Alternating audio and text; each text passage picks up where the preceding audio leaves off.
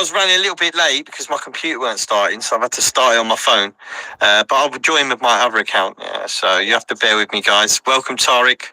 Open box as well. Oh, cool picture, man. So I hope you all had a good day. I had an absolutely jam-packed day. I didn't get back from work very long ago. Got home, jumped in the shower, cooled off. No aircon in the van, so... yeah, it's going to be a good one today, guys. It's going to be a real good one today. I'm excited about discussing things. It's been a busy week, but yeah, it's going to be fun. So, yeah, just have to give me a minute because my computer's now updating for whatever reason. It's always the way, isn't it? When you're like got plenty of time, these things never happen. But when you're literally short on time, computer starts updating, your phone starts downloading things that you don't want to. So yeah, Mystic, I hate humans on. That's a cool little picture, bro. But yeah, welcome, Mystic. Thank you everyone who's joined so quickly. As you guys know, it was a pretty... Oh, good morning. Welcome. Yeah, I just running a little bit late, so my apologies to everyone. Once my computer's up and running, I will switch to my main account, and this will just be dormant, sort of running the thing. I will quickly add you, if you don't mind, Tariq, as a co-host, just to bolster the signal, if you don't mind. So I'll just add to you guys. But yeah, I hope you all had a good week. Dude, it's been roasting in the UK. It's been a hot week, man. And for us, 22, 23, 24, these are roasting hot days. It's very humid. It's not a nice, enjoyable hot. It's like one of them ones that make you smell when you want to get in the shower every 2 minutes. The water bills go up in the UK during that time. Yeah, not easy to want to hear that at this point, but anyway.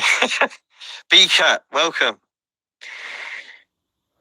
Welcome, B-Cat, yeah. Now we've got quite a few people popping in now. I don't know. Oh, there's Imran. Let's add you, brother. You can take over while I sort out my computer if you don't mind, bro. I shall add you as a co-host as well. Again, to bolster the thing. And then we'll get you on as well. Good morning, because I know you're not in a rude way, you're chatty. So, yeah, we need that to get us started, yeah. Just while my computer updates. So... I've invited you, Imran, as a co-host, bro, so that should come through now. So, yeah, it was a good week. I think that a lot of people in UFO world maybe were a little bit bothered by some of the statements of Mr. Brown. Whether or not that was based on his own interpretation of events or it was because he has an insight that perhaps some of us don't have, I'm not sure. But yeah, I think it's going to be interesting to delve into this and also some of the other gossip that's going on. I know, good morning, you're going to have some stuff for us, so it's going to be cool. But yeah, Bismillah, in the name of God. We appreciate you all coming today, and yeah, let's delve into this one. Imran, I'm going to hand it over to you while I sort out my computer, if you don't mind, brother. So over to you, sir.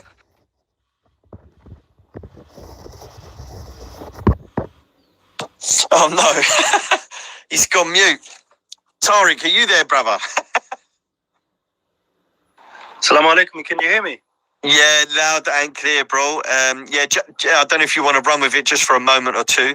Yes, of course. Just while I sort this computer out, if you don't mind. But I just want to quickly mention that this is a question for everyone, and if you guys want to jump in and want to join in, want to discuss it, feel free. Good morning, UFO, Sarah, Kiki, Mystic, Open, whoever's on here now. If you just want to jump in, you're more than welcome. Just put your hand up, we'll add you to it. But what was your initial thought about the claims of Mr. Brown? Do you guys think that they're credible? Do you think he's a credible witness still? Do you think that he's aligned himself with the Collins elite in the way that he's going down the God route? That there's a godly side to this and an ungodly side, perhaps. What do you all think about that? I'd like to hear your thoughts on that and other things as well. The Richard Doty incident, that was quite a bit of an odd one, wasn't it? But yeah, I'd like to get your guys' thoughts over the week of what's been going on in the news. So we've got a request. Jump on UFO Sarah. I hope I'm saying it right, Sarah or Sarah. But yeah, what's your thoughts on this week's stuff?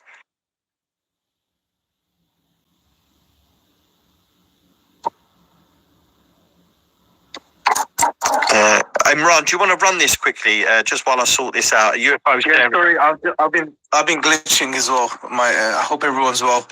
Hopefully, I won't glitch any further. Fark's joined as well, so if we can give a Fark the co-host just in case mine sort of decides to collapse on me again. But I think UFO Sarah, you've got the mic. I'm not sure if you're having some issues too, but you can unmute yourself and let us know your thoughts. Yeah, sure. Can you hear me? Yes, we can. Fantastic. I'd really like to hear your thoughts as well. But my initial thoughts right off the bat is that I do think he's a real whistleblower, and I do think that his story is true. I don't think he's part of the I have no evidence of any of this. This is just right off what just feeling. I don't think that he is part of the Collins elite or anything. I think that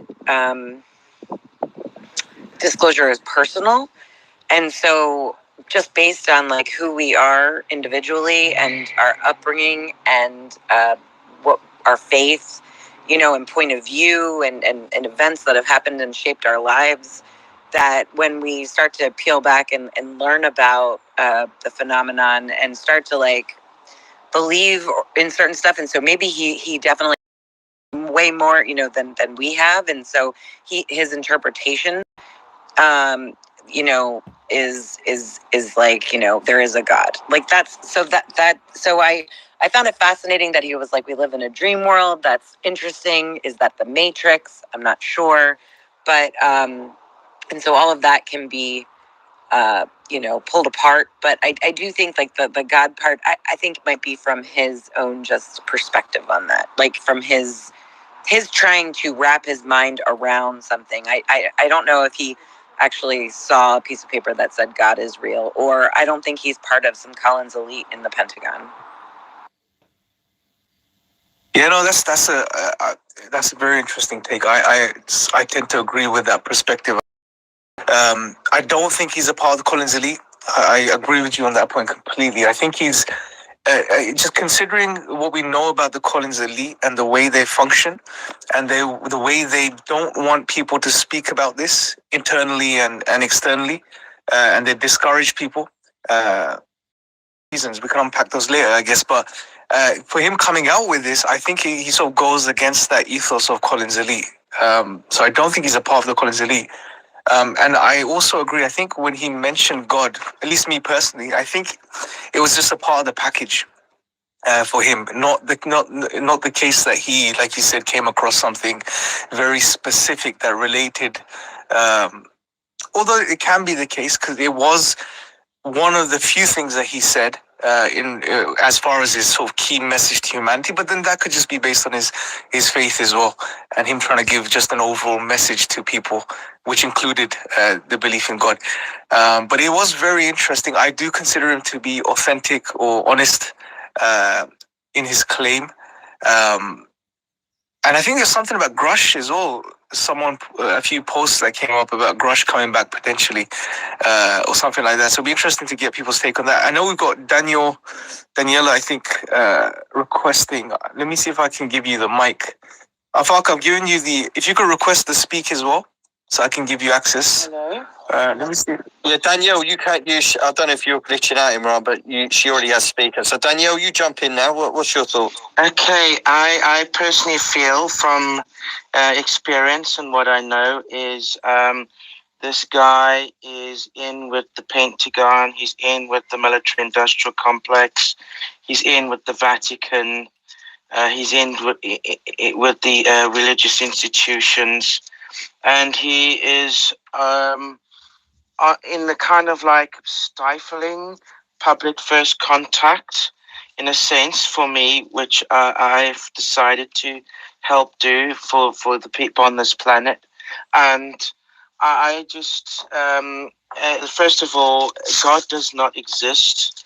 This is his opinion, and he's trying to use this opinion to grab hold of public momentum to towards a potential fabrication of public first contact, like, for example, perhaps maybe Bledsoe or somebody like that, and then the military-industrial complex hijack the fabrication and turn it out into a fake alien invasion attempt. So I am a bit concerned about it, and personally, it has touched me. It's deeply affected me to the point because I have been, I had my sex organs mutilated over the belief of a God. I have had childhood abuse and trauma by my religious earth parents in this regard. So so I'm glad the space is recorded. So it's here. My voice is here.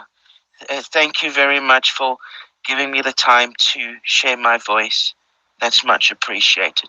Thank you, and much love. No, you're welcome. Everyone should have a voice, and that's your story. Sad to hear that you were mutilated and harmed by your parents and abused. Obviously, a lot of things are done in the name of God that perhaps are not representative of what the prophets came to teach. For the most part, it was justice, honor. Be good to your parents, be good to your children, be good to your neighbors, be generous, be courageous, and things like that. So mutilating and harming people and abusing them, I wouldn't say that's really godly traits. Or and again, it's a lot of people in the world today, they don't believe in God, and many people do. They believe in the Creator, the one who brought all of this together and has tested everybody. So but that's you're free to have your opinion on this group. So we welcome people to come and talk, as long as we all keep it respectful and we're willing to listen to each other's ideas and responses to things without getting too emotional. I think it's only going to serve as a good thing. So appreciate you, Danielle, sharing your story. Going back to, I do agree, Imran and UFO Sarah, it probably is from his own personal perspective, but I kind of got a sense of a betrayal that he felt, especially from the scientific community, the communities out there who portray what truth is. They are the vanguards of truth, if you like. Today, science tells you what's true and what's not. And if they say there's no God, if you say there is, you're following an irrational belief. Yeah, and rational belief only exists and is born from, the scientific perspective. And what he knows, that they know, if that makes sense. Yeah, what Mr. Brown knows, that the insiders have access to, and the information that they have, and the data that they hold, gives him a different perspective. And he sees it that this perspective opens the door to other worlds, number one, so multiverses, if you like, where other creatures exist, as well as the scientific, let's say, truth to there being other worlds, and that there being evidence to there being a creator. That's what I think it's coming from. If you hide data that points towards an unseen entity, an unseen universes or dimensions, if you want to call them that, around us, and it's hidden from the scientific community, how can they possibly tell us what truth is when they're not getting all of the data to present the truth to mankind? And if these guys are making the decisions, and they are the ones who are pulling the strings and, putting in the schools from a very young age what the truth is, that, we evolved from a monkey, and that's not the case, and there's evidence just otherwise, but they don't believe, A, mankind is ready for it, or B, that they would lose control, and mankind would, let's say, not necessarily be radicalized, but wouldn't respect as much the opinions of these elitists over what God wants for them. So therefore, to maintain control, they stifle and hide these truths from us. And that's what I'm getting from him. It's more, yes, it probably is to a certain extent colored in his own belief system. But I kind of felt that he felt betrayed, that the scientific communities are being controlled deliberately to present untruths to mankind, and therefore a lot of people are making decisions about their life and about their existence and about the anomaly that is the consciousness or the soul or whatever you want to describe it as, the life force behind who we are. And we're making decisions about that not based on the actual data. And this is a problem, because people are going to make decisions and prepare in life for life and not have any understanding about what's going to happen to us thereafter. And if you're making decisions on an uninformed data, or let's say data that's been handpicked for us to have access to, you're not going to have the full truth. And that's what I felt from him. And yes, he may have presented it more from his own opinion that there is a God, but I think it was a bit deeper, that he felt that it was a betrayal, because we, the general public, are not getting access to the full information, because if we did, we would probably have different worldviews. What's your thoughts on that? Maybe I just waffled on a little bit there. Go on, Imran. It's very interesting you mentioned it from that perspective, because one of the first things that really got me into this subject a few years back when we first met was this whole, I was just intrigued by the sort of social dimension of what was taking place with this phenomenon. Considering that materialism is the dominant worldview currently, and it has been since the Enlightenment, to see something come into people's focus, humanity's focus, which really, if we think about it, tears quite a large hole in the materialist bubble. It goes against a lot of things that we've been told, through the sort of materialistic paradigm, through the empirical or scientific paradigm, and what we're told to believe about life, man, existence, the universe, who we are, what we are. Because essentially, when you really ask these deep existential questions to people, bro, or you ask them, what are you as a human being? Who are you? Where did you come from? What is this universe? What is the true essence of it? Most people today, based on our, the dominant worldview and the way it impacts our minds and shapes the way we see reality, would be that, we are essentially intelligent animals that have come into existence by chance, because the universe has no intelligence or creator or cause behind it, so therefore it wasn't intended. And if it wasn't intended, it's an accident. And if it's an accident, then everything within the universe is also an accident. That includes us human beings. So we're here for no purpose, no ultimate purpose, no ultimate meaning. We're intelligent animals without any ultimate purpose or meaning, and we only live once, and you're going to die. So therefore, go and live as you please and do whatever you want, and as long as you're, on that hamster wheel, pushing the system for the capitalist model forward and ensuring progress from that perspective, it's all good. So that sort of narrative, that general narrative that's been there since the Enlightenment for over the past century or more, there's a tear in it. And this particular topic, the phenomenon itself, however you see it, whatever lens you see it through, however you refer to it, tears a hole in this materialist worldview, this bubble, which was very powerful for me. So seeing you reflect on it, Faruq, from that perspective, that when he mentioned about God and how reality is shown to us in a particular way, I'm paraphrasing. Obviously, he didn't use these words, and there's more to reality, and you're not really free or liberated or whatever the terms he used. It's very interesting. And also reflecting upon it from this perspective highlights to us, why some people may not want this to come out, aside from the Collins elite who have their own reasons, why others may not want it to come out, because, it really challenges not world religions, but it challenges the dominant materialist worldview. And that is a problem, because for many reasons, I don't want to waffle on, we can maybe get into that later, but yeah, I just wanted to share that. I thought it was a very interesting insight you had there, man.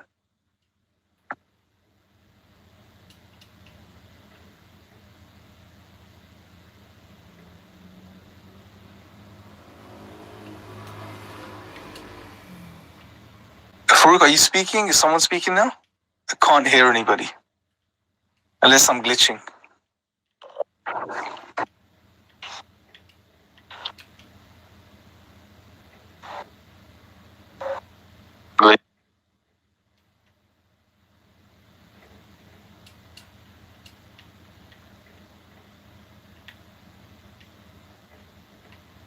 Sorry guys, is it me or is it... Everyone was being muted. There was a forced mute for everyone. Every time you unmute, it goes again. I think it's fine now. If you guys can hear me. Okay. Yeah, I think that was me. Yeah, we can hear you, Sam. I've connected my other account and I wanted to talk through that one because it's a better mic. But I might just have to stay with this one, so I'll off my computer. Bear with me, guys. Yeah, carry on, Imran, for just 1 second, brother. Yeah, no problem. Sam, do you have anything you wanted to come in on? Or was it? Sorry, guys, it's been very glitchy today, man, for some reason. I'm not sure how much of what I said you guys heard. Any thoughts on that? Oh yeah, I think I heard everything. Yeah. Perfect. Okay, excellent. So anyone else, any other thoughts in regards to what was the whole sort of current whistleblower, Mr. Brown, I think his name is. Any other insights, any other perspectives? Where do you think this will go? You know, what's going to come of it? You know, or does it just end here, you know, and people move on? This is a wedge driver. Oh, sorry, go on. I believe, or I think it may lead to the idea of how Tim Taylor described the cosmology, which we already discussed last time in the last space, where God on the top, then angels, then off-earth or off-world entities, then intelligence agencies, then the rest of humans. The same way was happening in ancient Egypt, but replace the intelligence agencies with monks, or, you know, the temple monks, and you'll find the same hierarchy of being.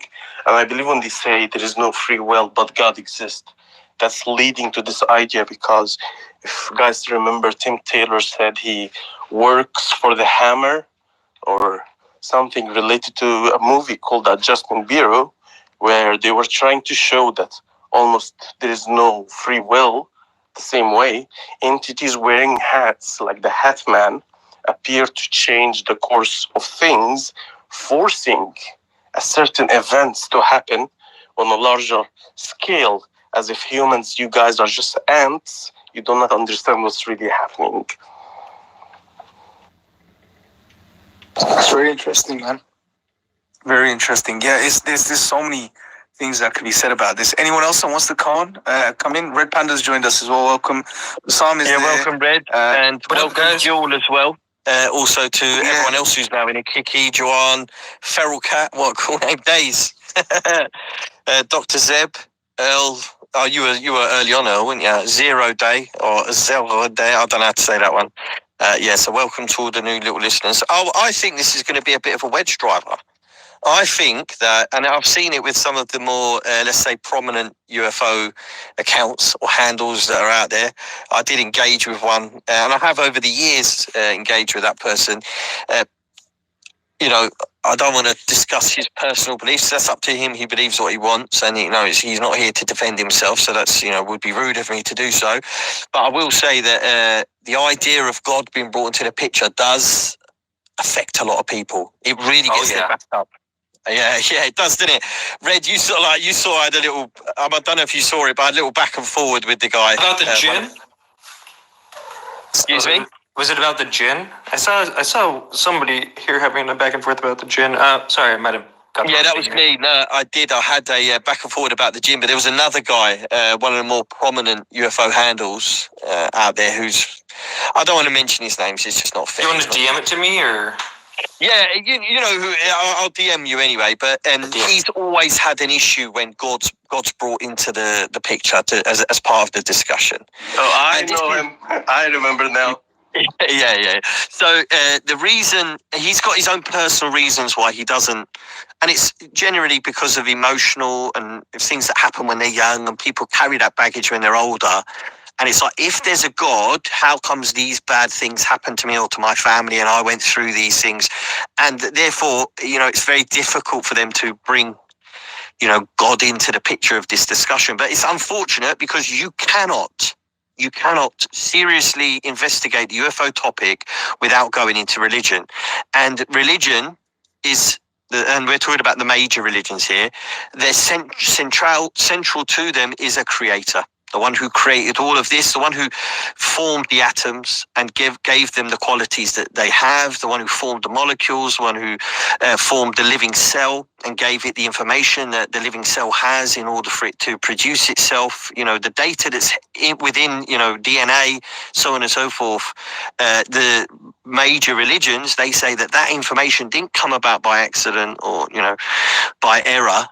Or by trial and error, if you like, or by evolution, but rather that information was programmed in there, and it's very sophisticated and very advanced. So much so that entire industries have been built out of them. A biomedical industry, physics as well. Entire physics industries have been born out of trying to understand how atoms and molecules and the relationship between, waves and light and so on and so forth. So, this isn't just like haphazard knocking together. I think this is a very sophisticated, created existence that we live in. Some people, to try and take God out of the equation, they bring in a different theory. They say, well, actually, it could be an advanced life form that did it. Just giving God a different name.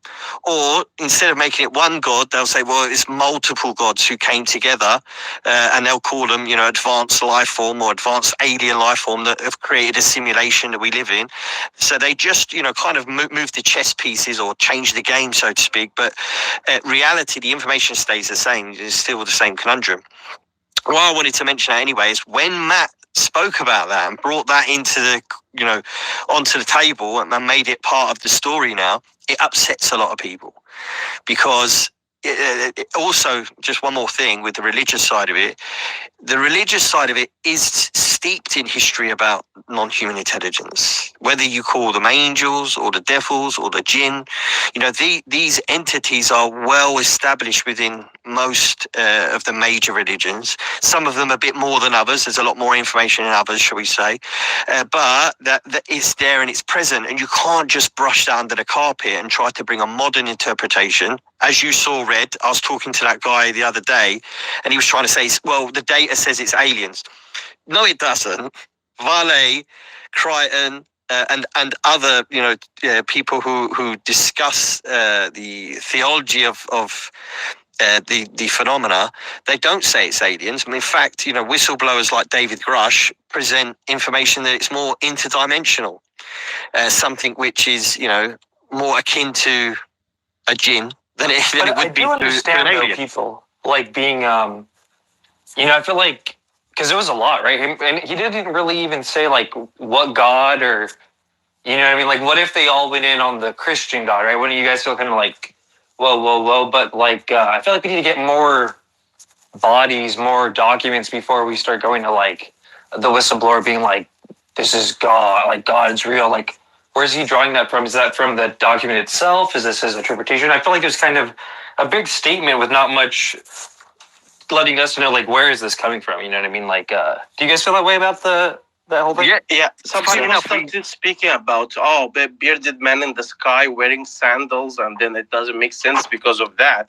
And we need to people need to understand what God is in the first place, because if it's leading to, let's say, the divine feminine archetype, or as they say, man in the sky, then something will be wrong, in my opinion.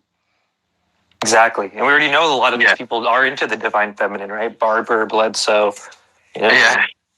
That's another kind of worms. But I will say this, right at the beginning, we did actually start pretty much from that point.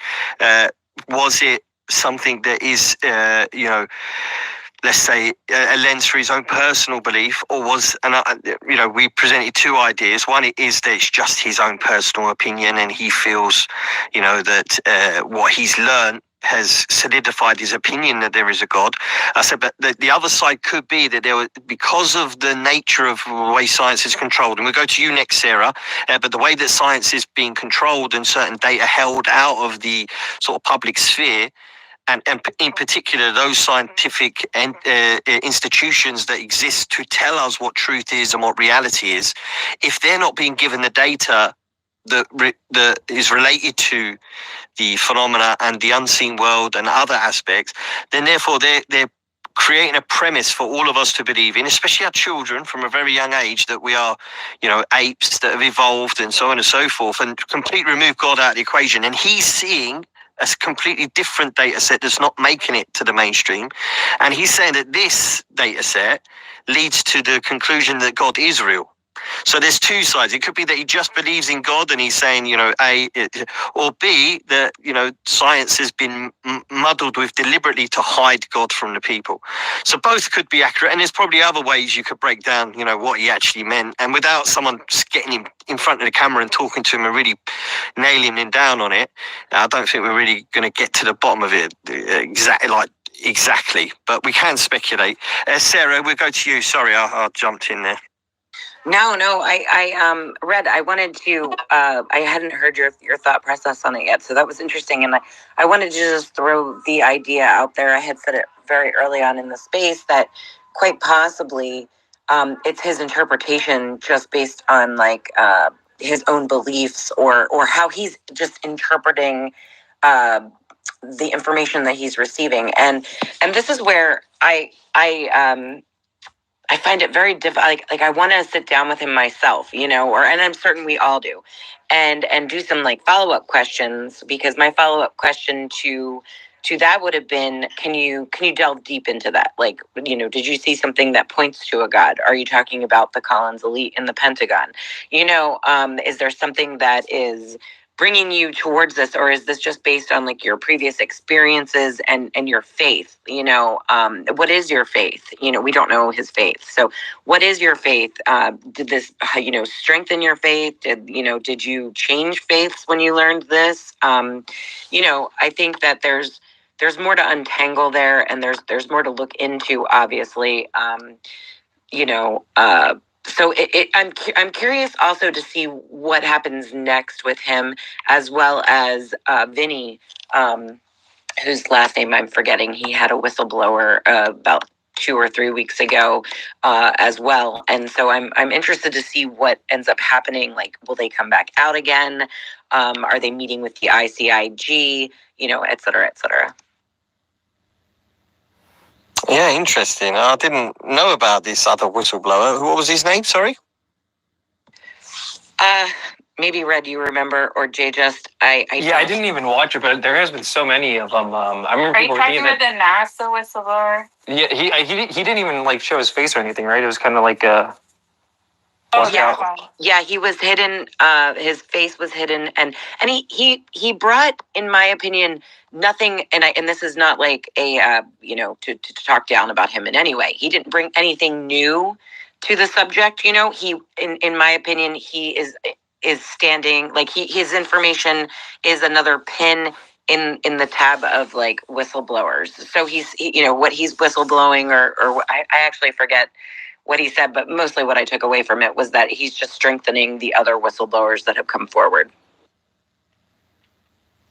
Interesting. I've got to tug on that string, I suppose, to get a bit more. Vinny Adams. That's what I think his name is, right? Vinny Adams. Oh, okay. Yeah. That name's been floating around for a while, isn't it?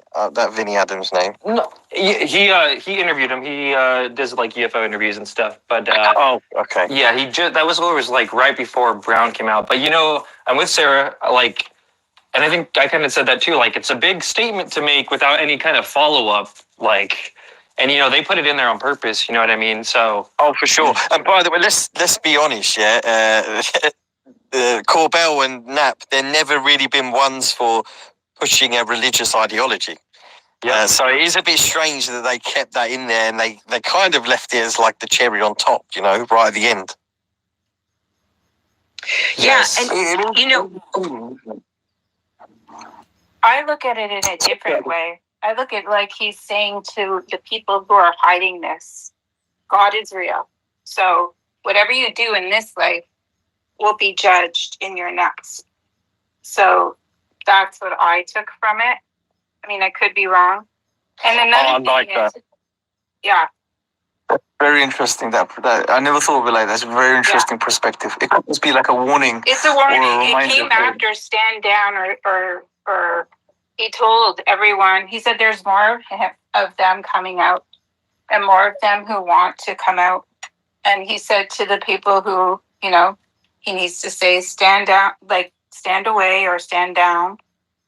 He Or also, keep out of the way. to go along with your theory, and I really like what you just said, he actually also said that it's bigger than me, and it's bigger than my idea of basically sitting at home in peace with my family. And I suppose that comes with confidence. I think people who believe in God have in the past, recent as well as going as far back as you really want to go, there is a radicalization that occurs, if you like, what's the word they say, an ontological shock that comes with certainty and belief of God. And the fear of retribution and the fear of being harmed in this world is removed. Why? Because you have this divine belief that God is supporting you, and you're not fearful because this life doesn't end with death in this world. Rather, it carries on into the next world. So, and he basically effectively said that he's comfortable to abandon this world and the benefits he was going to get, the type of lifestyle he's going to have, and the peace and quiet that comes with just sitting silently in the background, but rather he's stepped forward, put his face forward, and he's like, I'm here, and God's real, and you should fear him, type thing. I like that interpretation. Well, and remember too, Barber said something similar, like that he was divinely protected, and that like feminine entity is like guiding his whole disclosure thing, and it's like bigger than just like being a human kind of thing. So. Oh, it's getting, this is good stuff. I'm making notes on all of this because I think keeping tabs on who the movers and shapers are and what they're thinking, and the ones who are kind of like shaking the apple cart, if you like, rocking the boat. Those people and what they're saying and their ideas and where it's born out of, I think it's important that we know, especially if we're following this story, because the motivation is a huge part of why there's cracks appearing in this not disclosure, the opposite, the people are hiding it, the cover up, if you like. I really quick wanted to just say, like, J Just, you really got me. Like, that was a really interesting point that you brought up. Like, at the end of all of this, he just pretty much states, like, and God is real. And in a way, it makes, like, when you said that, it made me think of the Collins elite, who is in the Pentagon, that we are well aware of, that are running the disinformation, whatever. They're trying to stop disclosure. Or we've also heard that they are trying to, based on their religion, push the end times or something, because that's has something to do with their religion and whatnot. And so it's even, and of course this is just speculation, he's sort of talking to them like, this is the truth, we live in a dream, this is the truth, blah, blah, blah, blah, blah, and God is real. So, as kind of a threatening thing towards them. I never thought of it that way. That was interesting. Can I play, to use the phrase devil's advocate? It's not threatening, it's to enlighten them. It is a threat in a sense, but it's also to, like, tell them, look, like, what are you doing? God, if you believe in God, if you believe there's a hereafter, you're going to be judged by your actions. Everyone will be, right, if you believe that. So I think it's more of like a warning, but an enlightenment, like, wake up, what you're doing is wrong. I want to just go back to the Collins elite side of things, because I think there's another angle to play with them. I think until we get somebody who claims to be a representative of their ideas, we could see it like they have been accused of being radical totally Christian. Agree. Yeah, and they've been accused, by the way. Yeah, I'm not saying I think that that's exactly what they are. Because we don't know everything, and we don't know exactly what's happened in these programs and how people have been harmed, the psychological issues. There was, here in the UK, back in the 1980s, the late 80s, early 90s, I believe it was. It might have been the early 90s. I'll have to go back on it. It was Marconi, which is now Leonardo, but Marconi was a American defense technology company. And there was a number of men who worked on a project who ended up all committing suicide.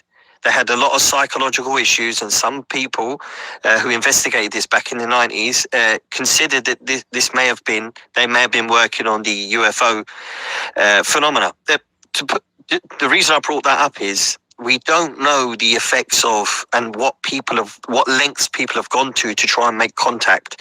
If you go to the old books and how people used to do it in the old days, a lot of it is shamanistic in nature. And as we discussed a few weeks ago, there's things that have been asked of people to do to get in contact with the phenomena that is abhorrent and disgusting and is not humane. It's inhumane and evil, but people have done it in order to have access to what this phenomena has, or how their world works is different than ours, and they seemingly can move things very quickly from one place to another, and so on and so forth. So there's one side you could say that if Collins Elite are truly religious and God-fearing people, that they've held back some rogue entities on the inside from really doing real harm to human beings in order to progress their technological supremacy. That's one way you could look at it. The other side of it is, as well, as they've been accused by people like Eric Davis, is that, they've had to bury the program to hide it from them, because they're just going to tear it apart and, dismantle it and not allow it to progress. And people like Eric Davis, their desire to understand and work with and create the technology so great that they would do whatever it takes. And if it does mean harming some, I'm not saying Eric would, but you could look at the Collins Elite as that they're stopping rogue entities in the government from doing evil in order to have that supremacy, or as Eric Davis says, that they've stymied it because of their religious belief, and in fact, there's no real evil involved, and they've just had to hide it from them so it doesn't get talked about. There's a couple of ways to look at it, and until we get somebody who I'm totally with you, bro. Yeah, so I know I repeat Have you read the book, by the way? Sorry, and I see your hands up, Imran, but the book, what is it, Final Events by Nick Redfern, I recommend people actually read it, because it's where you kind of get to hear from them. It's literally on the side. I haven't read it, and Imran's gone through it, and he's told me the same thing. So yeah, go on. Well, one of the things that they say is people are going to open up all these portals, and demons are going to come in, kind of like CE5 kind of thing. And I'm with you that until we hear from them, you've only heard them be demonized by people who are telling you to do CE5. You know what I mean? Think about that. Bang on, yeah. That's the other side of it. The people who are against them, and they've created this bogeyman. And why is it the bogeyman is always of God? It represents God and the God-fearing. There's a verse in the Quran, and I'm just going to share this because Jay just of the point that you raised, and I'm going to go to you, Imran, and we'll go back to you, Jay. But there's a verse in the Quran which, it's been central to a lot of the research I've done. And in this verse, it says, on that day, talking about a day of judgment, on that day, when God will bring forward the people of the jinn, yeah, and he will say to the people, meaning the creation of the jinn, he will bring the creation of the jinn forward and say, indeed, you have misled the majority of mankind. Then from mankind, a group will step forward. Yeah, their allies, the small group of humans who allied with the jinn, they will step forward and they will say, some of us have made use from others. So in the explanation of this verse, these jinn will be brought forward. They'll be blamed for misguiding most of mankind. And then their allies who worked with the jinn from mankind will say, yes, this is true. Some of us made use of others, and we have now reached the term that we have appointed for you. This means that the human beings who betrayed the rest of us, that small elite group of humans who worked with these creatures, they knew that the day of judgment was coming. Yeah, kind of like what Mr. Matt Brown alluded to, that God's real. The day's coming. Yeah, you're going to be judged. So, but the verse continues, and it becomes very interesting. Some of us made use of others, and we now have reached the point that you have determined for us.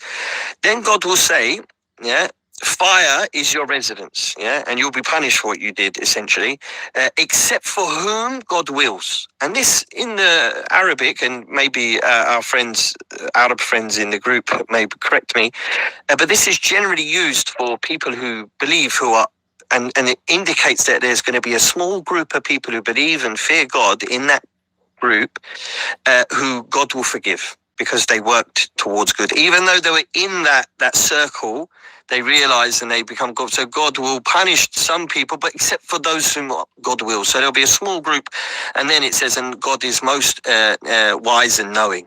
But the reason I wanted to bring that verse forward is it's central to, from my research perspective. You know, I know a lot of people here aren't Muslim, yeah, but from our research perspective, it sets up a number of things. Number one, that the jinn are calling the shots. Number two, that there's a small elite group of mankind who work with them and have betrayed the rest of us. And number three, that there's a even smaller group of believers who are working against that elite group.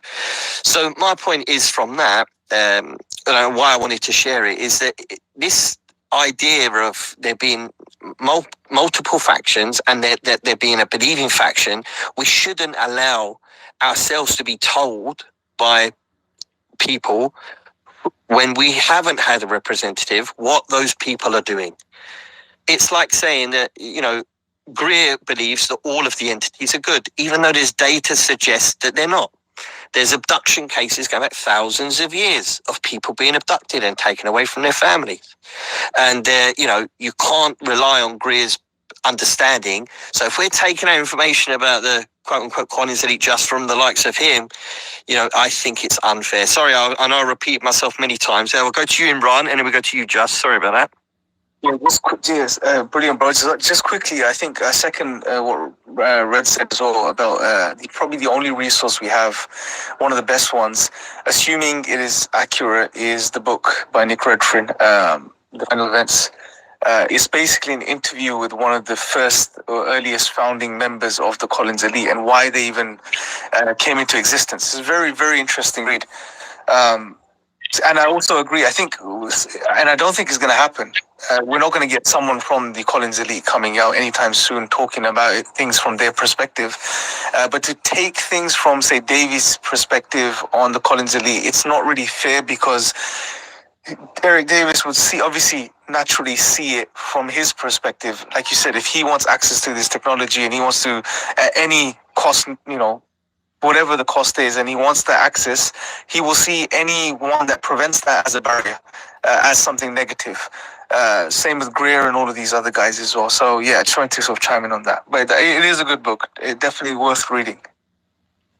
I feel ignorant now because I haven't done my homework. So yeah, I have to read it, guys. Hopefully, I've got a week off soon, so I'll hammer it during that week off. Jay, Just, you're up. Yeah, so my other question is, if we know this is real, I mean, we can argue that it is jinn, it's the gods, obviously been recorded throughout history. So, and we went from gods to singular gods to singular God, which is interesting. And I wonder if these are just the same gods that visited us. To us, it looks like magic, right? Especially if we're not advanced.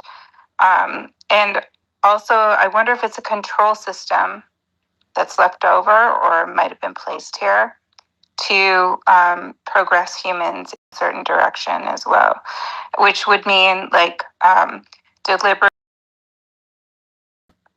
influencing, sorry, my dog is very split, influencing humans regarding events, religion, you know, every direction that humans can, you know, either ruin themselves, ruin the planet, etc.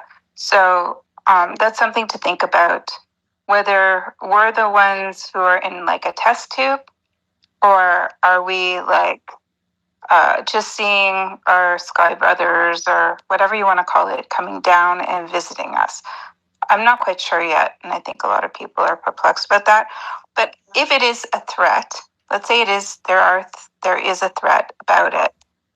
Why aren't the leaders basically banding together and creating world peace, or banding together and fighting the threat if it's that big of a threat? Like, do you not see a bigger picture? Like, people need to zoom out and see a bigger picture. We just don't see a bigger picture. People are so busy trying to grab power and grab influence or whatever, and they don't see a bigger picture that so, she's driving me nuts. I just see a bigger picture. It's like Reagan's speech in what was it? It was in the Reagan had a speech, I forget where it was, and he talked about how if there was a threat to all of humanity, would we basically, band together and take on that threat? I wonder what people think. I have a lot to say about that particular statement of. You just said his name and I forgot it. Reagan. Yeah, Reagan. Yeah. Because it depends what way you approach it. Could he have been talking about a breakaway human civilization who are working, as we mentioned, an elite group of humans who are working alongside these things? Would that unite humanity to fight against them? He could have been. He was talking about an extraterrestrial. Yeah, I was just about to say. But if that breakaway human civilization is spacefaring, they could come and present themselves as alien or our creators, as some people believe. This is where the deception comes in. We are at such a disadvantage because we don't have the information, we don't have the data, and therefore we can come to conclusions that are incorrect because we are so far away, we're so disconnected. I'll just briefly mention this because I know there's a few hands up. If you go back to the story of Pharaoh, right? Pharaoh, he had created a knowledge gap between him and the general public, and that knowledge gap was magic. He used magicians who would trick people into and befuddle and bewilder and confuse them with magic tricks. And people were afraid of Pharaoh because the magicians were told to do it in the name of Pharaoh. Do this in the name of Pharaoh, in the name of Pharaoh. And the people became afraid. And he had that control because there was that knowledge gap. And that's where we are at this moment. We have a few cracks in the knowledge, should we say the wall that holds the knowledge back, and we've got a few beams of light coming through, and we're trying, I don't know if you remember that game Catchphrase, yeah, where you see one corner of the picture and you're trying to find out what's going on, yeah?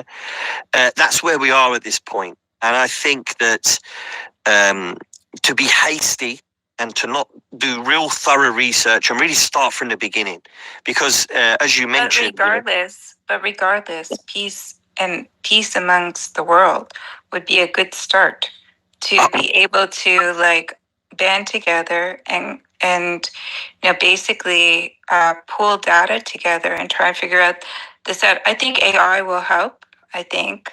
And if you listen to Grush, it has a multi-dimensional aspect to it. So it could be that we just don't see our world. We're living in a simulation. There's many worlds where we are right now. And it could be coming. It could be, just, what they say. He was mid-thought. Extraterrestrial. Sorry. What? Before he loses it, I feel like he was mid-sentence when you said that. Yeah, no, I was, but that's fine. I see peace being the primary. I'd go more justice, really. I think peace is a byproduct of justice, right? People feel peace when justice is served. So I'd say justice would probably be the primary thing that we would want as human beings. We want justice for the world. And we're not going to get justice because peace can be artificially created. There's a lot of youngsters out there who are just happy to sit with a certain number of followers and receive a small amount of money, not to actually have freedom. There was a test done in the UK, in Wales, where they gave a very modest amount of money to some youngsters to just see what their psychological condition would be like. So not actually having real freedom, but having just enough so that they could survive and feed themselves. And those people are very happy.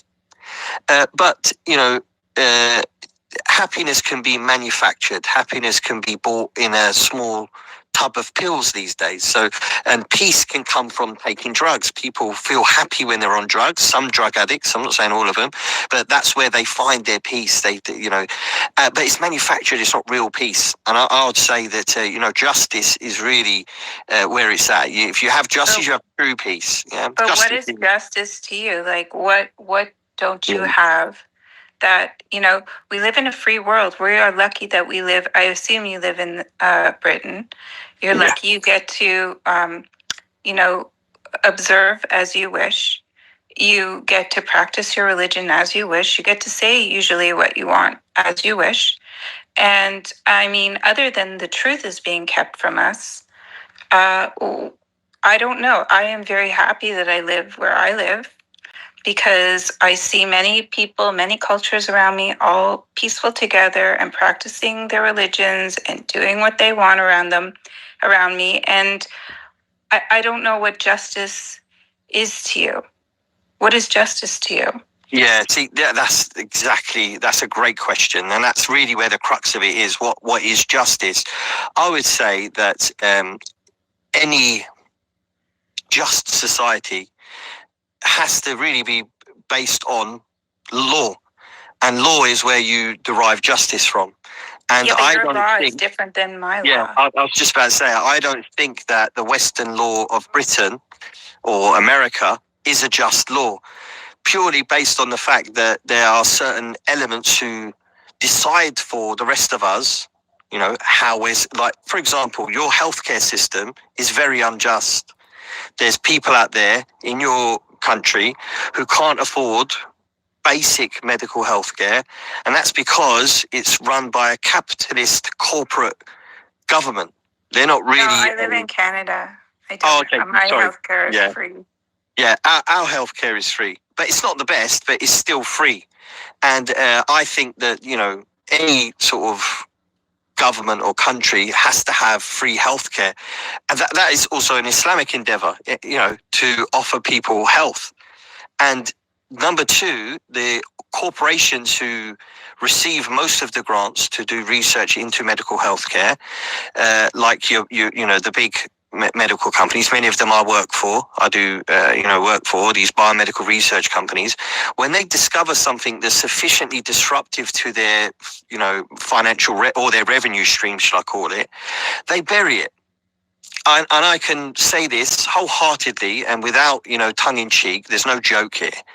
I have worked for, multiple big medical companies, and one in particular called Pfizer. And it's a true story. I'm not making this up. Many years ago, I did a delivery to Pfizer, and I saw an old man, British guy, bald head. He was having a cigarette, and I came to do the delivery, and he was outside, and he was happy and a bit frustrated. And I was like, "How are you doing, sir? Always polite, whatever." And he said, "Oh, it's my last day today. I can't wait to leave this SHIT hole." Yeah, he couldn't wait to go, right? I was like, "Oh, what's up?" He goes, "I'm retiring. I'm done with this place, blah, blah, blah." And he told me that the cure, not the treatment, the cure for cancer exists. And we create it in these labs here. And he goes, and it'll never make it to the public. That's what he said. Yeah. And I thought he was just being hyperbolic or, creating a mystery and a story, yeah? But I always told people that story. I did it. I told people the story, but I didn't know if it was true or not. About a year and a half, 2 years ago, I went back to that same facility, but this time I actually had to meet with the head of a department. And when I met with her, she wasn't in the facility. Her daughter had became sick, and she said, "I've had to go to the school to pick her up. But because of the shipment I was collecting was very high value and it was very important," she said, "Don't go anywhere. I'm gonna do this one myself. So if you don't mind waiting an hour." I was like, "That's fine." So I waited. When she came back, she went in her lab clothes. She was in a suit, and So I asked her. I said to her, years ago I came here and a gentleman in a lab coat said this to me. And she looked me in the eye, and she had one of her doctors with her. And she looked me in the eye and she said, "Yeah, it's true." And the doctor who was with her, the girl with the lab coat, was young. She goes, "Yeah, and not only the cure for cancer, but other things that they've created. And the reason these are not brought out and released to the public is because it's not conducive to their bottom line." You can't have justice when you have a capitalist society. It just doesn't work. Yeah, it may work for, say, someone who's making a donut company, right, who sells their donuts and they're free to create donuts. That works in a small scale. But on large scale, when you give corporations too much money and too much power and you give them the research facilities, and they're the ones who have the most advanced research facilities, and they create things that disrupt their revenue, they bury it. And there's many companies, not just medical, but companies that create material science and so on and so forth, like 3M and others out there who create and design new technologies, but they're just too disruptive to the world, so they bury them. Yeah. So I would say part of justice is about really getting a crowbar to the patent system, more mechanism, I'd rather call it, in a system, the patent mechanism that allows these elites to bury and hide things from us that they think that we don't deserve or is too disruptive to the way things operate, and we take a crowbar to it. And I'd say that any idea or any worldview or any thought or any system of governance has to have the teeth and the claws to be able to end these unjust systems that, like, you're fine, but the rest of the world may not be. Me and Britain and a couple of European countries maybe, and America, a few of us, we do all right, but this is at the cost of the rest of the world. And I think for true justice, it has to be for everybody. It can't just be for us Westerners, But I'm a bit of a radical, so there you go. Sorry, I know I waffled on there. Earl, you got your hand up for a long time. Thank you for your patience. You can jump in now. Oh, can you hear me okay? Loud and clear, bro. Okay, great. I want to go back to an issue you mentioned about the jinn. So, finally finishing up the Quran first time all the way through today, actually, ironically. And I didn't know much about the jinn beforehand, but I noticed that in Surah 72, it's all about jinn. And those jinn are good in that they hear and obey Muhammad's message in the Quran. And then in chapter 34, it mentions that jinn built things for Solomon. And so it seems clear that most of the jinn that are involved in the current UAP situation are evil based on their message. But my question is, how would you recognize a good jinn? Because I think the Quran's pretty clear that some jinn are good. How would you recognize a good jinn? And then secondly, do you know anything about good jinn playing a part in Islamic end time events? Thank you. I love these questions, bro. Imran, you got your hand up, so I don't know if you want to answer, but yeah, these are brilliant questions. Go on, Imran. I'll jump in after you, bro. Go ahead. Okay, so for your first question, you're absolutely right. There are 100% good believing jinn, and not only from a Quranic perspective, but also in the time of the Prophet, peace be upon him, there were a number of events that occurred, mentioned and alluded to in the Quran, but sort of expanded on in the life of the Prophet, peace be upon him. So his biography, if you want to call it that, as well as in some of the leaders who came after him, like Umar, for example, who was the second Khalifa after the Prophet, peace be upon him. He had some events with the jinn that you would construe as being good. Now, your second question about and by the way, I definitely would encourage you to go back to some of the stuff me and Imran have already done. We've had many, and we've sort of expanded on some of these things before. But I'd also like to chat privately with you, and I'll share with you my research, and you can really get your teeth into it. And there's a couple of books I can send you, PDFs of them, and you can read them. And they really just get into the jinn topic in particular, and some of the stuff that's out there, really interesting stuff to read about, let's say, and you'll be shocked at how similar it is to the stuff that goes on today from people who've been affected by UFOs, but a slightly different topic. The second question you asked was about towards the end of times and the jinn. Now, funny enough, there was a short discussion about this in one of the groups I'm in on WhatsApp earlier. And there is certainly the jinn are involved in the end of times, but I would say that these are the evil jinn, not really the good jinn. There's not much information about it. But what we have to understand is that they are, like us, communities, and you have good and bad in them. So there will be good believing God-fearing jinn who are against, the injustices and the evil that their people are doing. And they fight for their cause as much as we fight for ours. And we've actually pondered, especially at the end of times, there will be jinn who will come in the form of dead relatives. Okay? These are devils, but they're jinn. And the jinn are able to shapeshift. And what that means is that they can appear as a world leader, unfortunately, which really confuses things. And a lot of people really struggle to get their head around it. But because of the nature of what they are, they're a plasma life form that can look like identical to a loved one. They will come in the form of dead relatives in front of people and confuse them. And they will say that this is your God, follow him. And this about the false Messiah, about the anti-Messiah. This from our narrations, right? And this is very difficult for people to accept because not only does it look like their parent, but it sounds like their parent. And they will have nuances in the speech and their actions that their parents had. So it really does present a difficult situation coming up in the future for people who will live during the time of the false Messiah. So I hope that answers part of it, but there are good ones as well who will play a role, but there's not much information about that. So yeah, I'd love to expand on this, but I could sit and talk about this particular topic for hours and hours on end. So I don't want to ruin the space. We go to you, Sarah. You got your hand up. Sorry, Imran. We'll go to Sarah first.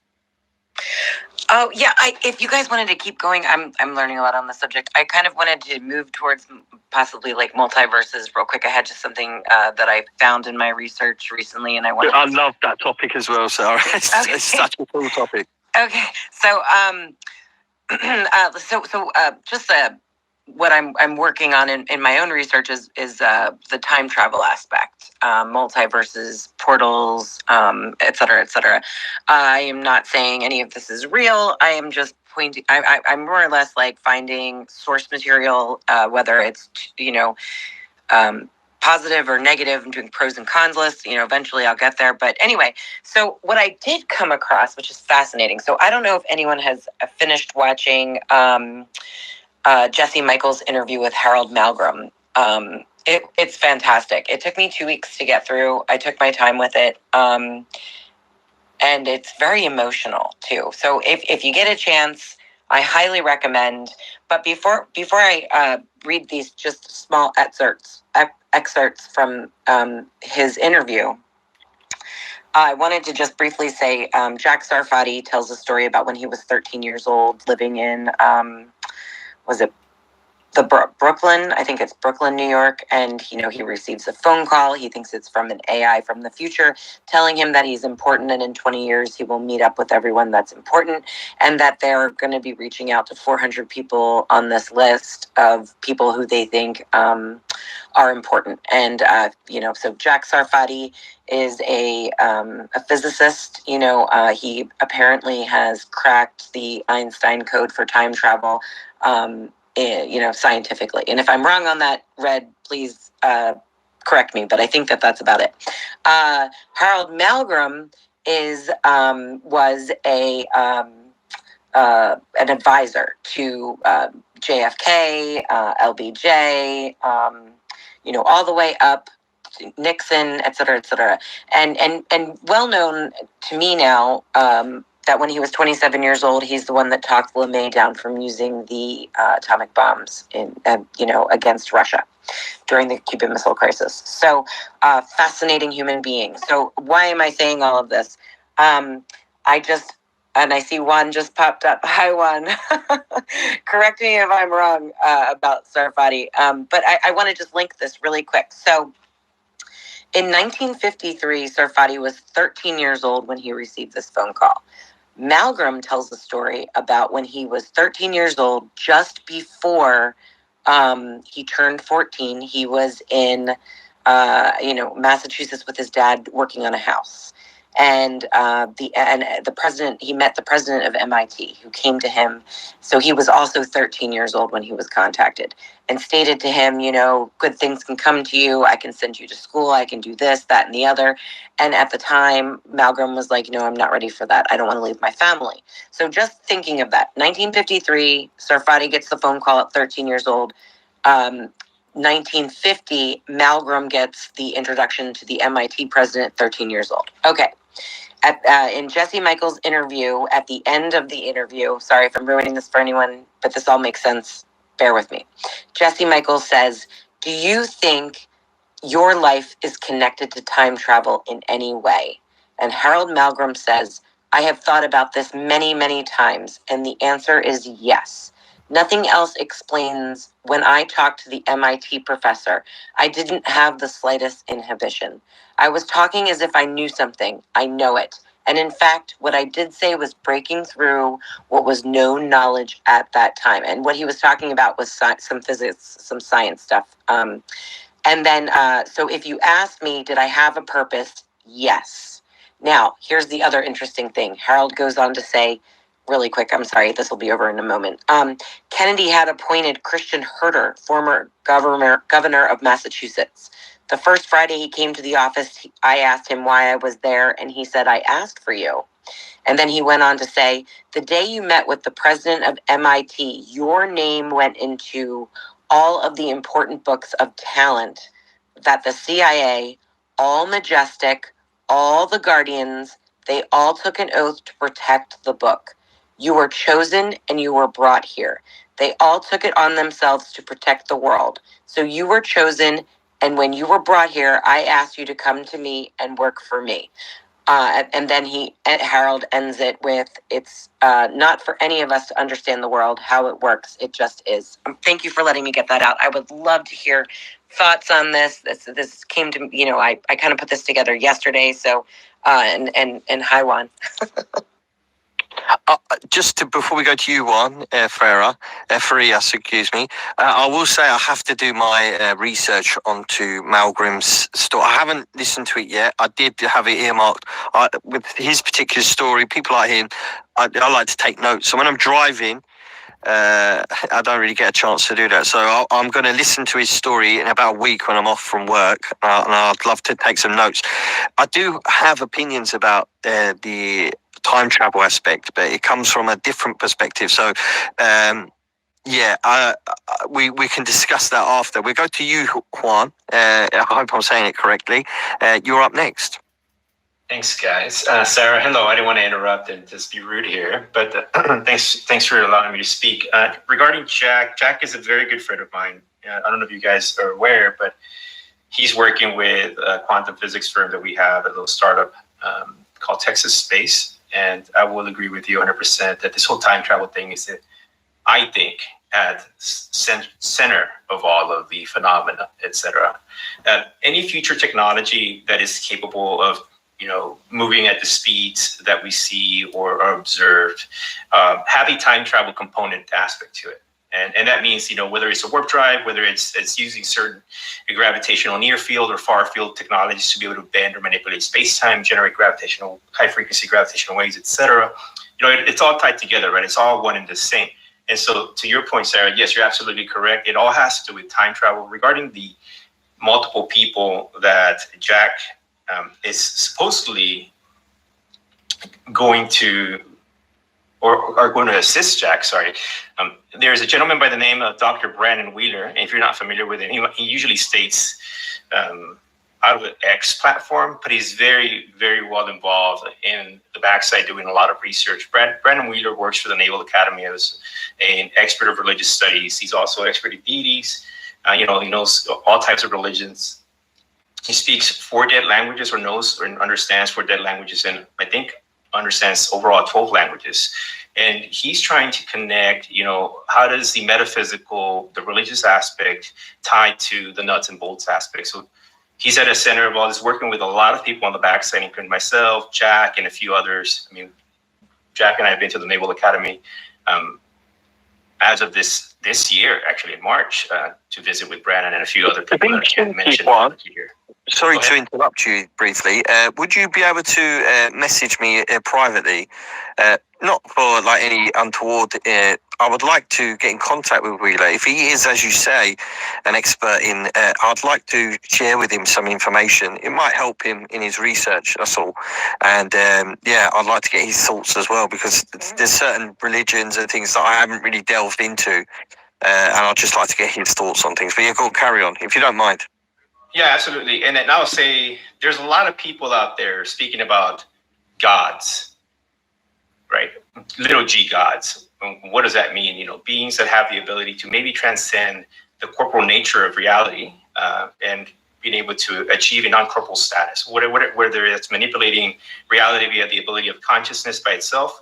But, you know, at the end of the day, it all ties to, just this is from a scientific perspective. Mind you, we have about a dozen people working on the backside trying to make us successful publishing and initiating patents. So I'm not the expert here. I'm just the guy they chose to help lead this madness, right? So, Juan, I'll connect you with may I him. ask you again about the name of this man who is like expert in this ancient? Brandon Wheeler. Dr. Brandon Wheeler, BrandonWheeler. He's not a very public person. He is part of the Visible College and is, you know, he's spoken to everyone that you see publicly. I've met a lot of the people that you guys see in the media, et cetera, but a lot of people, we don't like jumping into conclusions we're getting in the public sphere, but things are getting a little wild right now with everything that's in the media and in the news and on this platform. But I'm going to step back here. If you guys have any questions or anything, or want me to introduce you or connect with anybody, or have questions about Jack or anything he's working on, I just know that we're very well connected. He may not bring it up. He did just do an interview with John Ramirez. I think will be published in a day or two on YouTube. So I'm looking forward to listening to that. He will be speaking about time travel on that. Amazing. With the one that he just did with Ramirez yesterday? Yes. I don't know when it comes out. I apologize. I haven't found out. He called me yesterday to tell me about it. Oh, fantastic. Yes, I thought it was live and I got really excited, but then I realized it was. But quick question. Yeah. Did you, so I just put two and two together with Malgram and Sarfati both being 13 years old and being contacted in some way by these people in the know. Did you know of the Malgram, did you happen to see the interview and learn of this as well? Yes, his daughter follows me on X, right? And so I was following Malgram and speaking with some back channels. I'm still connected to some people that are in the intelligence community, although, you know, I don't have a security clearance. I'm not read into anything. But I can tell you that my personal belief is this, is that I do believe Jack had a conversation with, you know, the phone call incident. I also believe that what he was told is true, but I think that these things and these beings, or whatever they are, operate outside of a space-time concept, right? So the 400 people that may be helping Jack, think of the movie The Adjustment Bureau. I think Chris Bledsoe has mentioned this many times, that he believes that that's probably closest to reality than anything else he's ever seen, where these things can just pop into different different years or whatever, and put the people that Jack needs in front of them at specific times or periods in his lifetime, right? And so even now there are people coming forward helping Jack, very big people, and I'm not able to share those names because of confidentiality, but you know, people that are multi-billionaires that have labs worth $200+ million and who've invested even, you know, hundreds of millions of dollars into the fields. So there are factions out there. Just know that Jack is a genuine guy. He likes talking a lot of smack here and there, but he's 85. He doesn't care, right? He's trying to do the right thing, and that's just bring forth this technology. That's really it. And we're partnered with the right people right now to do so. But even now, I met Jack by chance in Florence, in Italy, after a personal experience, unplanned, unexpected, at a cafe. And next thing you know, he helped me. He named Texas Space. It was his idea. And so I just leave it at that. Yeah, interesting. I have a perspective on from an Islamic side of things. I'd say that definitely space manipulation And because of our understanding of the link between space and time, I think generally we have them linked, and therefore it seems that there's some sort of time manipulation going on. But it's more, it would take me time to expand on it. I want to give Imran a shot because you've had your hand up for ages, bro. So jump in. Yeah. No, this is brilliant, man. I firstly just want to say thank you to everyone jumping on, because it's really good to get different perspectives and angles, and people from different specialities and backgrounds chiming in and sharing their perspectives. And this topic, it's on time, is very interesting. Philosophically, there's been some interesting discussions through the centuries, and in particular, when it's about going, it depends on what direction you're going in, right? So if you're going backwards, there's more philosophically, there's more issues with that. But obviously, that's putting on the philosophical hat. Obviously, depending on where you look, what perspective you're looking at it from. But whereas going forwards, I don't think it's that much of an issue. Islamically, I think it's very interesting as well, because there are narrations in the Quran about what you can refer to as time travel. So the sleepers of the cave, Faruq, for example, or as they're known in the Christian tradition as the sleepers of Ephesus, who are literally in one way taken out of a specific time frame to another, which is very interesting.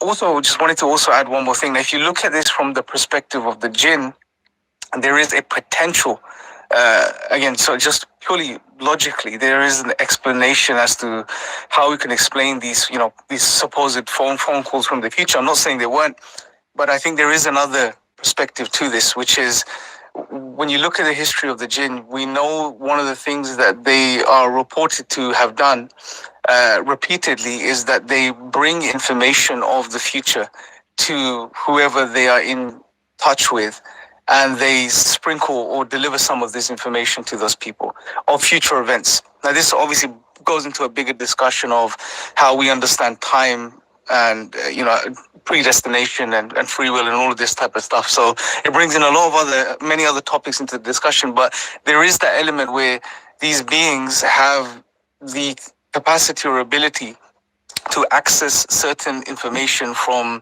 a future time. And then they can bring that to people in current time, space-time, which is very interesting as well. So that could be a potential explanation as to how, why these people would maybe possibly, if these certain individuals in the government were in touch with these beings informed them of certain individuals to maybe contact them, that they will become a certain, because we know even within the UFO phenomenon, some of these beings deliver information to people, give them downloads, deliver information about future events. How much of it's accurate or not, that's another question. But I think it's a very interesting discussion. There's loads of overlaps between theology and philosophy and science here, which, it's a really interesting topic. Just to add to what Imran was saying as well, sorry, Imran, I want to say foundationally, we, as Muslims, we believe that time is a creation of God. So therefore, God himself, big G, if you want to call it that, Yuan, he is the creator of time. So therefore, he's outside of it, because our perspective is, as Muslims, God is outside of his creation. He's not part of it. So when he created time, to God, to Allah, time was one moment, because it's his creation. The beginning and the end already happened to Allah. We are part and we are woven into that time frame. So we experience time linearly, as in we go through it and we experience it. But to Allah, it's one moment that's already occurred. So that's why when you read the Quran, because it is the speech of Allah, speech of God, therefore he talks about the Day of Judgment and events in the past when he created Adam within a past tense, because it's already happened to Allah subhanahu wa ta'ala, because he created those moments and events that occurred. So he talks about the Day of Judgment in terms of memory sometimes, remember when, and he's talking about a future event to us. But that's because he's outside of time. So foundationally, time is a creation of us. Number two, the jinn in and of themselves, they are not bound by the same restrictions of space that we are. And kind of like the microbial world has certain spatial restrictions, same as the atomic world, it has spatial restrictions within the confines of their own understanding. We can move a microbe from one, let's say, dimension to another instantaneously. Something which, let's say, for the perspective of a white blood cell to travel from the, little fingertip to the little toe, in their world would, let's say, take a few days, right, for them to travel that. We can travel them instantaneously. So from their perspective, it's instantaneous travel. There's abduction as well when we take blood samples, or we take, living cells out of the body and replace them in another part, or we synthesize them in a lab. It would all be an absolutely absurd experience for them to go through. They would never really fully comprehend their purpose within the world of their creation as being part of a regulatory system of the human body. Okay, same way that we have such difficulties in trying to interpret the world of the jinn, purely based on the fact that we are so such a disadvantage of understanding how their world works, that therefore we have these anomalous events that our brains literally are not created or don't have the systems and mechanisms to fully comprehend them. There is an event that happened to a man from our stories. It was 1400 years ago, just after the Prophet, peace be upon him, passed on, and this man was abducted, and he's gone for years, and he comes back. He survives. He's one of the handful of stories I've collected in my research where the person who's abducted is returned. Okay, there's a few in the modern times, but it's very, very rare. And this man wasn't gone for a few days; he was gone for a number of years.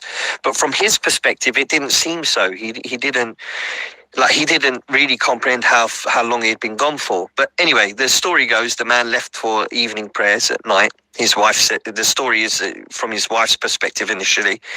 She said he went out to prayer. She went to the leader, Umar at the time. She went to him, and she said, my husband left on evening prayers and he never returned.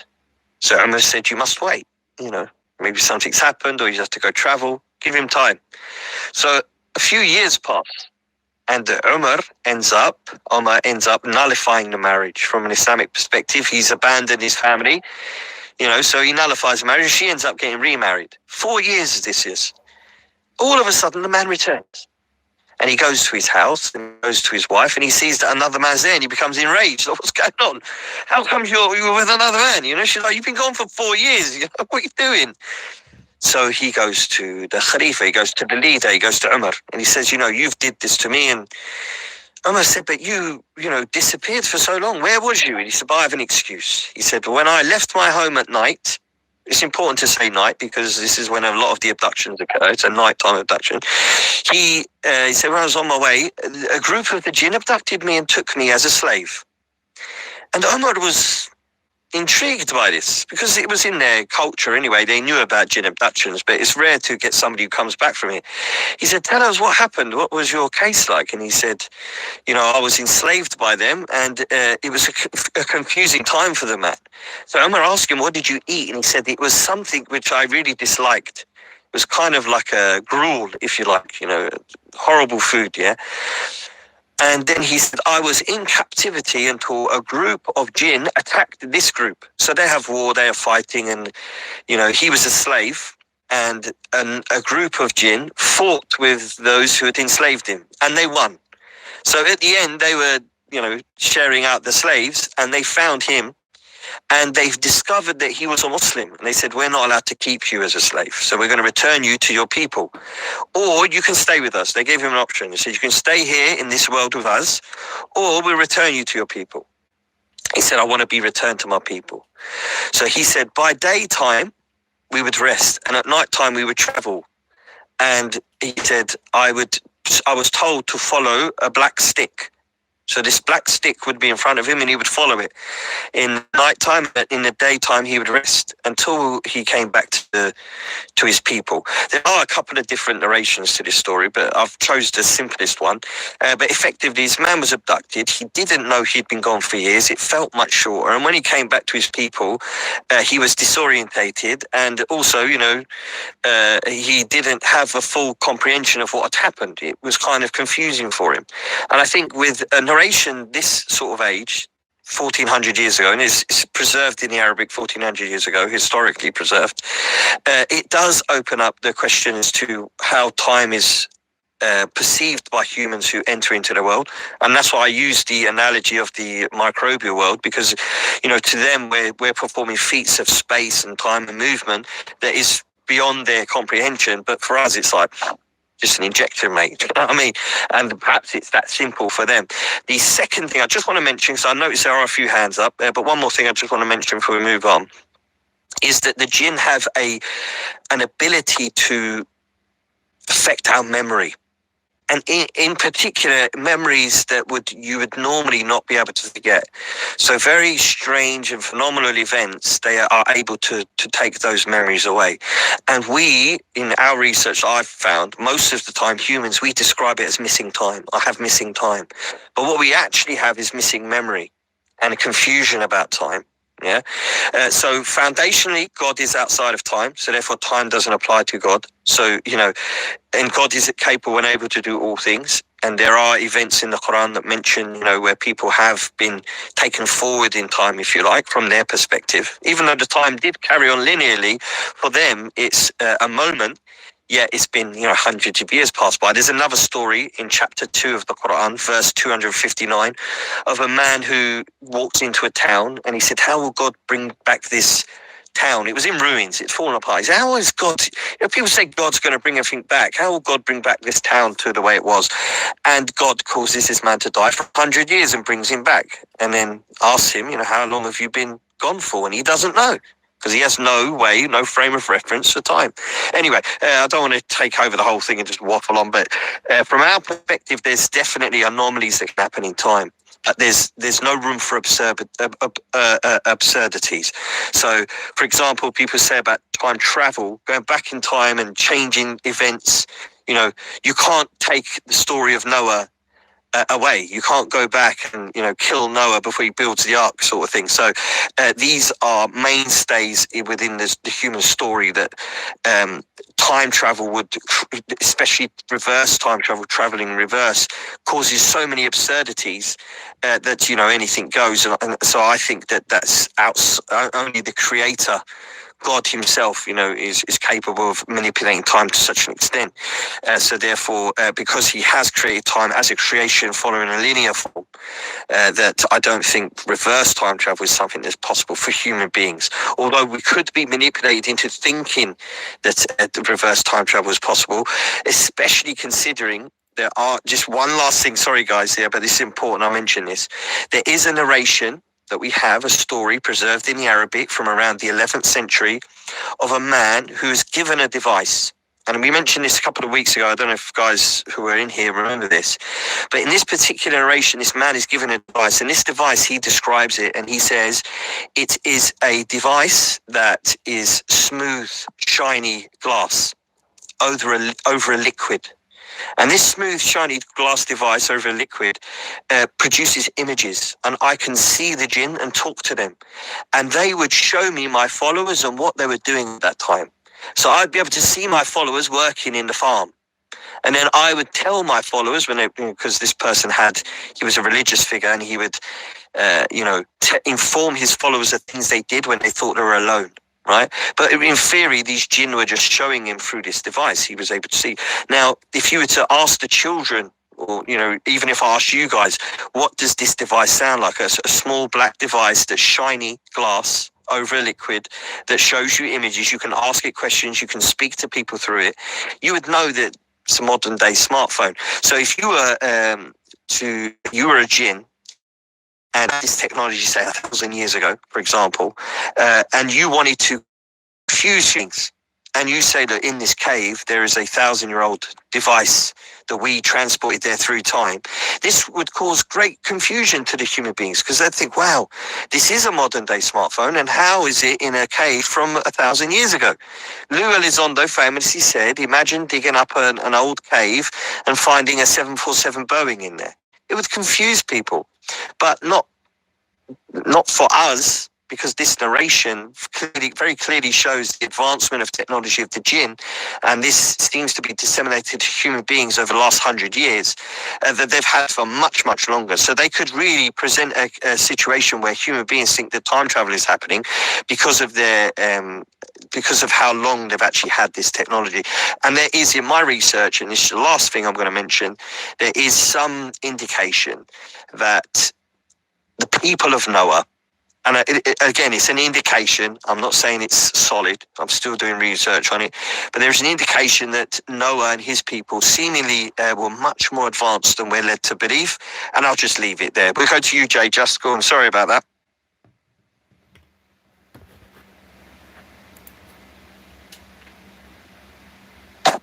Sorry, I couldn't. Oh, sorry, I couldn't find the window. I wanted to ask a question of Juan.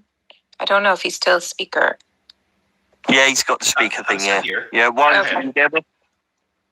Okay. Well, I just wanted to say, like, you don't have to change major events to change outcomes.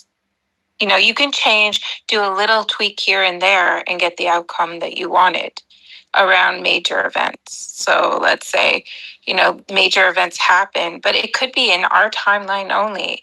And I heard a theory a long time ago. Amy Eskridge's boyfriend, I forget his name, he's British. He was on a podcast and he said that there are some scientists that believe that this is some sort of race to get certain for future humans timelines to happen. I'm wondering if Jack is that person, or you've ever heard Jack or anyone around you talk about that. So we're talking about time travel, and even Rendlesham, there's like some sort of rumor that it said all is okay. And that was the message kind of generated, or one of the messages in Rendlesham. So I'm wondering if you've ever heard that. Well, let me just take a step back here. So Rendlesham was a message from the year 8100 to the present, right? Whose year 8100? Don't know if it's ours or someone else's, because I don't understand reality itself.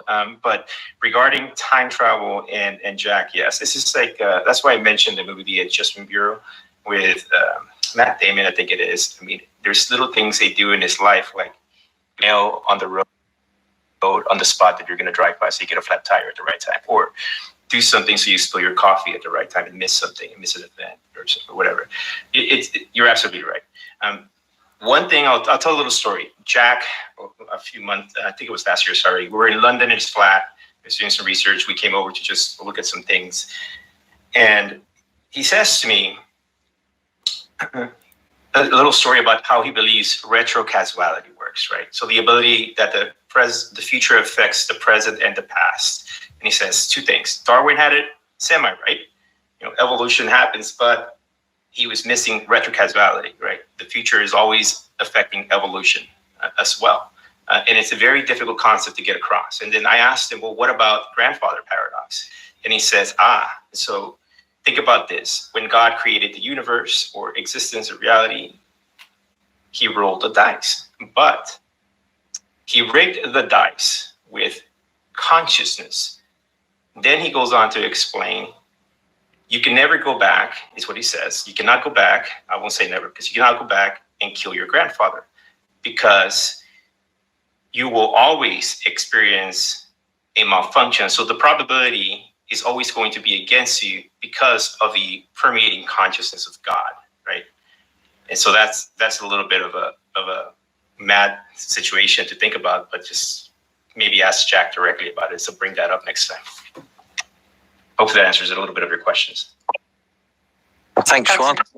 Go on, Imran. You had your hand up, bro. Yeah, no, I think June, sorry for mispronouncing your name. The grandfather paradox is an interesting one as well, because again, logically, yes, it makes sense. You can't go, say you intend to go back to change a particular event. Now, if you were to be able to go back and change that event, then you wouldn't be going back in the first place. So logically, wouldn't make sense.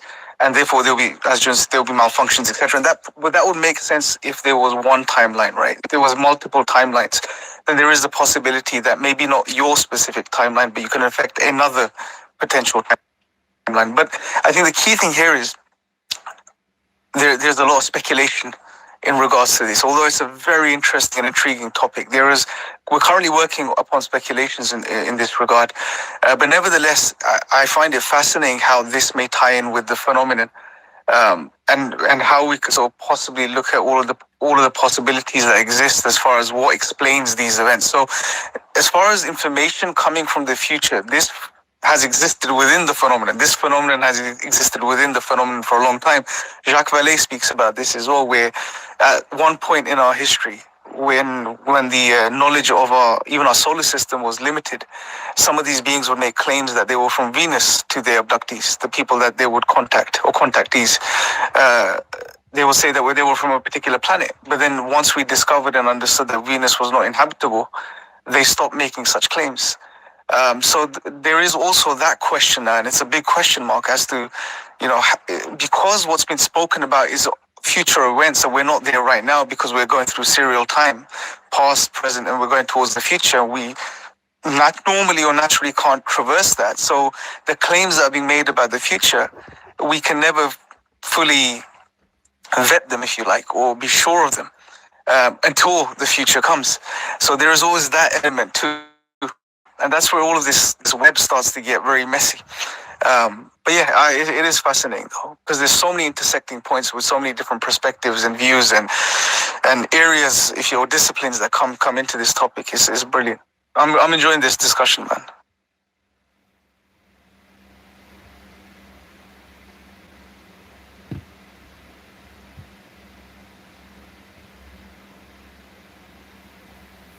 Faruq, I don't know.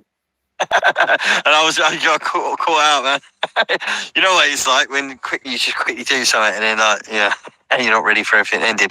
So yeah, it's been a pretty cool conversation. We are about an hour and 45 into it.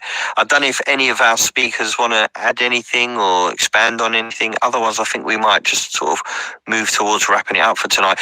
One, it's been a real pleasure having you on, dude, by the way. And, I think it's the first time we've ever interacted on X, so it'd be great to carry on just from the research you guys are doing. I think having such a rich variety of research going on at once, all sort of pointed towards the same goal, trying to do our part towards disclosure.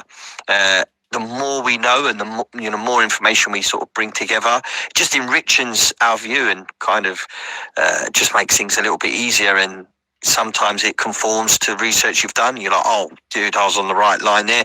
And sometimes it kind of snags it and you think, oh, okay, that was a bit of a wasted hole to go down. So it's just, brilliant, I think. So I really appreciate you guys coming on. Anything you want to add, Sarah or Juan or Jay Just or Imran, anyone else? I see UAP1's in there, man. UAP, bro, I've been following you for a long time. I like, we've had a few interactions over time. It's nice to see you coming in. Boggs as well. That's a cool picture, Boggs. Tiff-tastic, another cool. Everyone's got cool pictures, man. But Feral Cat, that's a cool one. Kiki, Ganga as well. Ganga T. It's been great. I think everyone has his hand up, but to everyone in the community that's doing all the hard work, because I'm definitely not just in the shadows, just lurking. Thank you guys. I do read your stuff. I want to point something out, Eric. You published or you posted an article from 1983 from Gordon Creighton. And I think that was very interesting. I actually did send that to Brandon. He did read it, by the way, and gave some good feedback on it. So thanks for posting that. We should post it on this thread here so people can read it. It's very, very interesting on the jinn and his research. Yeah, it's a great bit that he did. Sometimes kind of like our predecessors, they get left behind. I've always been a big advocate for the work of Leonard Stringfield. You guys hear me still? Yeah, I can still hear you. You can hear me. That's probably me that people can't hear. But yeah, I was saying that Leonard Stringfield's another one that kind of gets left behind. Our predecessors in this field of research, oftentimes they got to conclusions way earlier than we do. And it's good to go back and it's good to really know our history. But I appreciate that. Anyone else wants to add? I wanted to say, IREP, thank you for reaching out and inviting me today. I thoroughly enjoy listening to you and Imran and Tariq talk about all the different aspects, the religious side of it, I'm learning, so I tend to just want to listen, but I also really enjoy sharing, and thank you for letting me be here, and I look forward to your next space. Oh, thanks so much, Sarah. I'm glad you made time to come along. I don't want to be too sad about things and sound like I'm being a bit of a crybaby. But as Muslims, we've not got really good PR. Not a lot of people want to hear what Muslims have to say. So it's really refreshing to have really open and honest people come on, allow us to speak, and not devolve into something of a back and forward fighting and accusatory type thing. So it's really refreshing to have this, guys. And I just want to, from the bottom of my heart, and we talk about this every time we end these spaces, we're like, these are the nicest bunch of people, man. They just let us share our ideas, share our research, and and I hope you see that although we do badger on in a certain sense, that's where we're coming from. This is what we've spent. I've spent over a decade, maybe well over a decade in the UFO stuff, but more from the Islamic perspective. I've spent a long time researching it, and Imran too, and Tariq as well from the 90s. He's an old school researcher, and we've never really had a place where we can share it with you guys. I tried for years and it never got anywhere, but no, with people like you around and allowing us to talk and come on and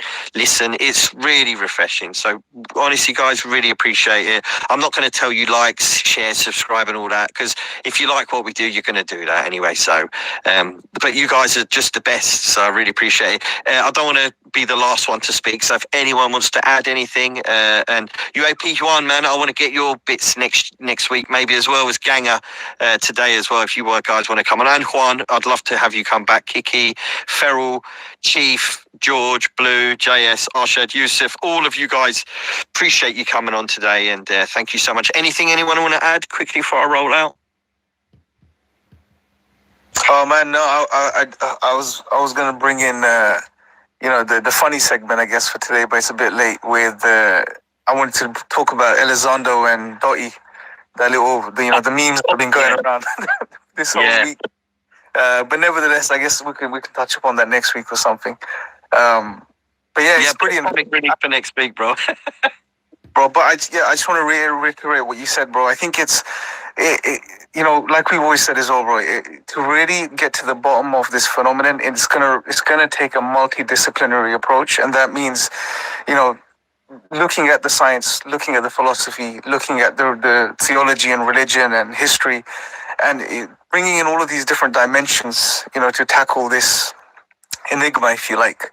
And I don't think much of it's happening much in the main or the dominant circle. So, it's nice to see this counterculture, if you like, in some regards. You can refer to it as that, where we are pulling in and bringing all of these different facets and angles into the discussion, which enriches it.